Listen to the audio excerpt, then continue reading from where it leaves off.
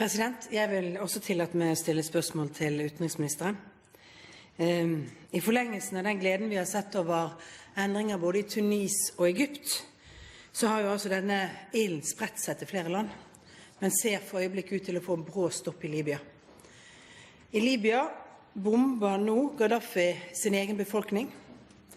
Det står kanskje foran et avgjørende tidspunkt i løpet av få dager, og det kan altså være stopp for denne nye demokrati- og blomstringen i Nord-Afrika gjennom den håndteringen som da Gaddafi har av motstanden i sin egen bevegelse. I løpet av disse siste ukene har tilslutningen til det initiativet som både Storbritannia og Frankrike har for å diskutere en flyforbudszone økt, ikke minst i regionen selv. Den arabiske ligaen, flere andre har tatt til orde for at de ønsker en flyforbudszone i dette området. Jeg har hørt regjeringen snakke mye om analyser om dette, men jeg har så langt ikke hørt hva regjeringen faktisk mener, og hva regjeringen har sagt på NATOs interne møter, og hva regjeringen har instruert våre diplomater i FN for å si Norges syn knyttet til flyforbudszonen. Flyforbudszonen viktig fordi at Gaddafi sitter med et av de største flyvåpnene i hele regionen. Og det det som kjernen til hans makt. Det det som også gjør det mulig for han å bombe vekk hele opposisjonen i sitt eget land. Det foregår en massaker for øyeblikket, som etter mangens mening fyller kravene til folkerettens responsibility to protect. Og da mitt spørsmål til Norges utenriksminister, ikke hvilken analyse man har av situasjonen, men hvilken politikk vi har formidlet i internasjonale fora. Har vi sagt ja eller nei til en flyforbudszone? Utenriksminister Jonas Gahr Støre. I denne saken så må jeg si at jeg tror det viktig at man forankrer beslutning i analysen. Og det å tro at man skal ta standpunkter på dette uten analyse, det tror jeg fører galt av sted. Norge utelukker ikke å støtte en flyforbudszone. Men det må altså en analyse til om hva den skal svare på, og hvilke betingelser som skal knyttes til den.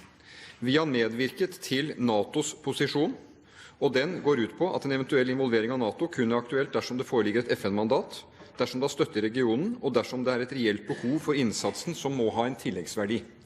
Det som diskuteres i New York i disse dager en ny FNs sikkerhetsrådsresolusjon, hvor flyforbudszone ses i sammenheng med å beskytte sivile. Det vi da må stille spørsmål om vil en flyforbudszone i dag beskytte sivile? Det som helt klart at det å innføre en flyforbudszone ikke bare å innføre et trafikkpoliti i lufta.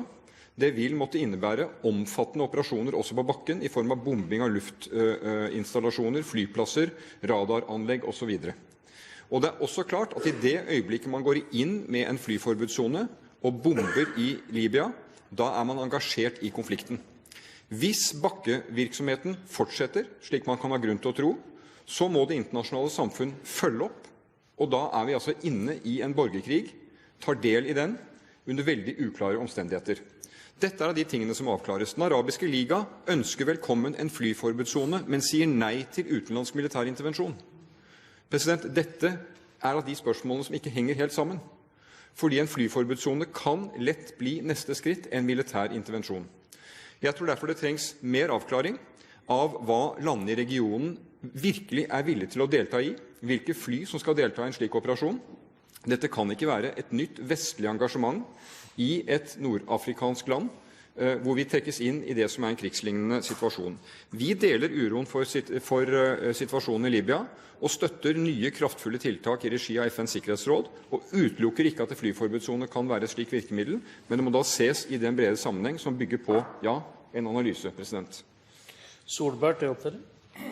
Nå det vel kanskje slik at i løpet av få dager så vil temaet om flyforbudszone egentlig ikke være der lenger, for i realiteten vil opposisjonen være drept i Libya. Det vil også ha en ringvirkning til alle andre som har ønsket å flytte på sine diktatorer, sine tyranner, og en bilde av Vestens vilje til engasjement.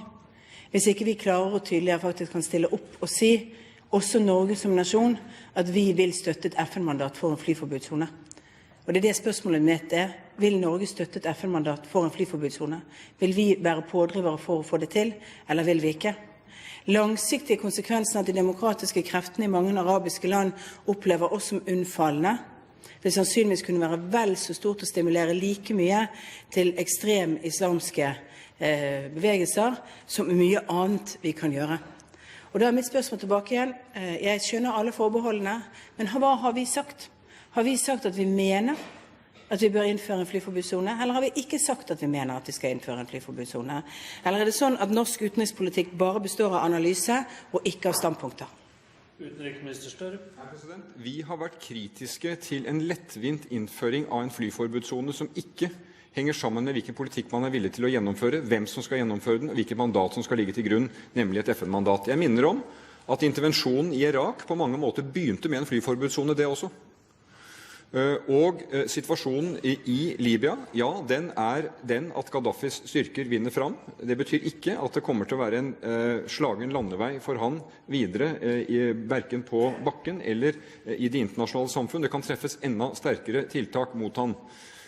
Men fra norsk side så vil vi selvfølgelig respektere og stille opp og støtte en enighet i FNs sikkerhetsråd, også om den skulle inneholde en flyforbudssone, men vi har vært blant dem som har funnet grunn til å advare.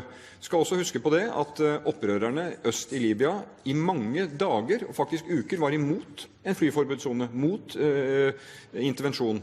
Og faren er jo at et bankerott regime som Gaddafis plutselig får politisk kapital i sin kasse, hvis det kommer utenlandsk intervensjon, og han blir stående som den som forsvarer seg mot Vesten. Det er vi heller ikke tjent med, og det forsvarer heller ikke de demokratiske kreftene i Libya.